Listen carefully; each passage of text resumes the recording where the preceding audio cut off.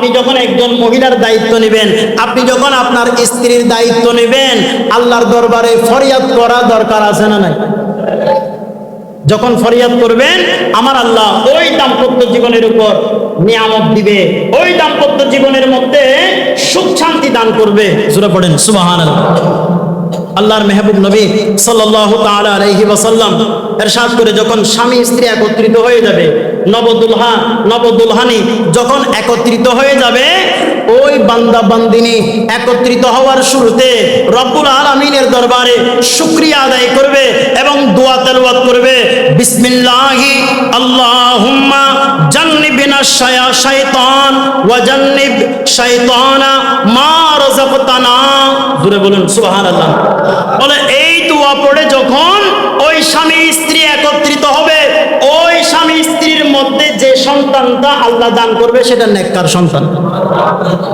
তাহলে এই সিস্টেমগুলো, এই দোয়াগুলো, এই কানুনগুলো আমাদের সমাজে জানা প্রয়োজন মনে করি। জোরে বলেন না, মনে করি? মনে করি না। আমরা তো জানা বিষয়, এটা তো জানি না, জানার চেষ্টাও করি না। আমরা শুধু চেষ্টা করি কিভাবে গেটটা বড় হবে, কিভাবে মেজবানিটা বড় হবে, কিভাবে নাচ গান হবে, কিভাবে ফালাফালি হবে, আমার বিয়ে সেটা ফেসবুকে কিভাবে ভাইরাল হবে, আমরা এগুলা চিন্তা করি। একটু কথা বলেন, ঠিক কিনা? আমাদের মুরব্বীরাও চুপ হয়ে যায়। ওনারা বিয়ে শাদী কিভাবে করেছে এটা আর মানুষকে বলে না। ওনাদের বিয়ে শাদীর মধ্যে এই ধরনের আয়োজন ছিল না। আল্লাহ এবং আল্লাহ রসুলের উপর তাওয়াক্কুল ছিল। কোন হুজুরের কাছে এই বিষয়গুলো জানতেও চায় না। জানবে কোথা থেকে? যে হুজুর আগ্রহ দেয় ওনাকেও মূল্যায়ন করে না। কোনোমতে বিয়ে হচ্ছে, কোনোমতে এটা আনুষ্ঠানিক চিন্তা করে কখন এখান থেকে বিদায়, মসজিদ থেকে বের হয়ে কখন আসবো।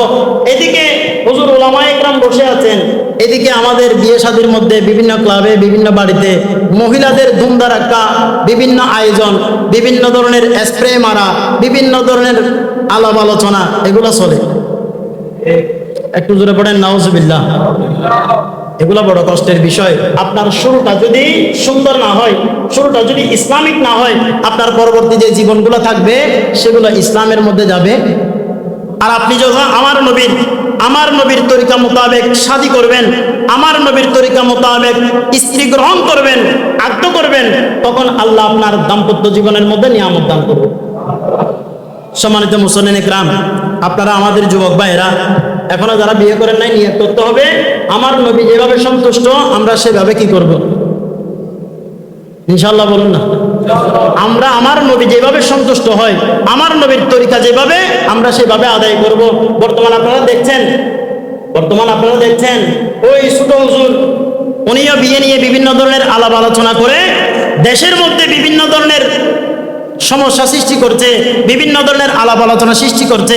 মানুষকে বিয়েটা সাধারণভাবে উপস্থাপন করা হচ্ছে, একদম সামাজিক মশকরার মধ্যে নিয়ে এসেছে। কিন্তু এই বিয়েটা হচ্ছে আমার নবীর সুন্নাত, আল্লাহ পাকের বড় একটা নিয়ামত। আল্লাহ পাক আমাদেরকে আমল করার তৌফিক দান করুন।